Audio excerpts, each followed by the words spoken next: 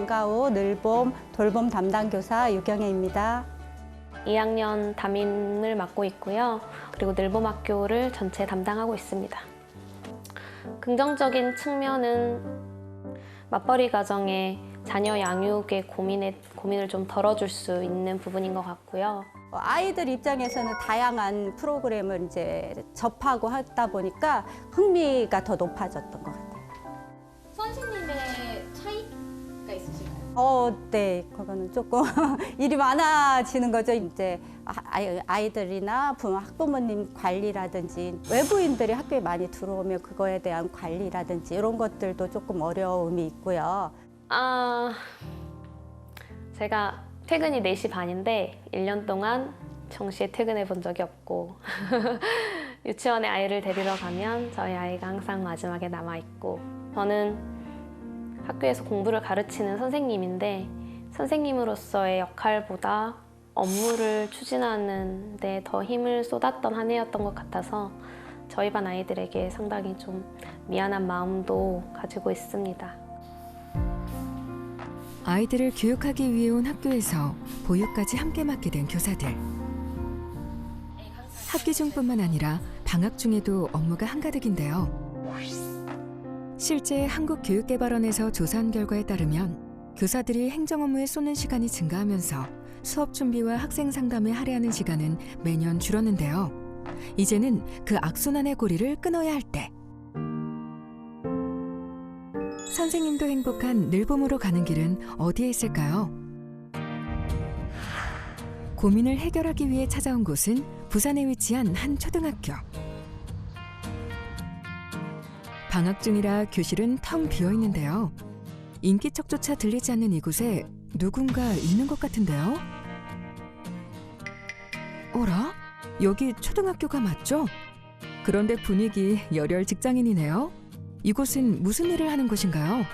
학교 현장에 교직원들의 행정 업무를 경감을 해서 학교가 진정한 학생 교육 활동의 장으로 자리 잡도록 돕는 역할을 하기 위해서 학교 행정지원본부가 탄생을 하였습니다.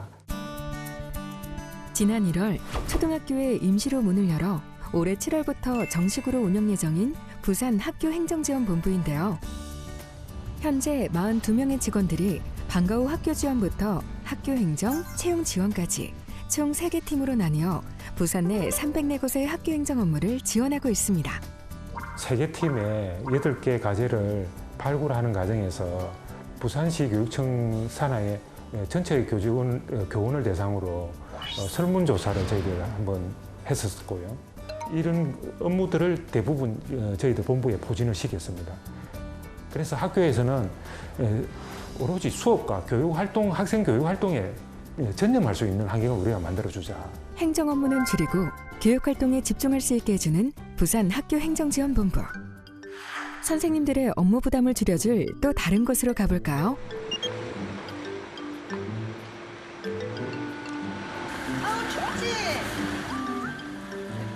학교는 방학을 했지만 이른 아침부터 차에 올라타는 아이들.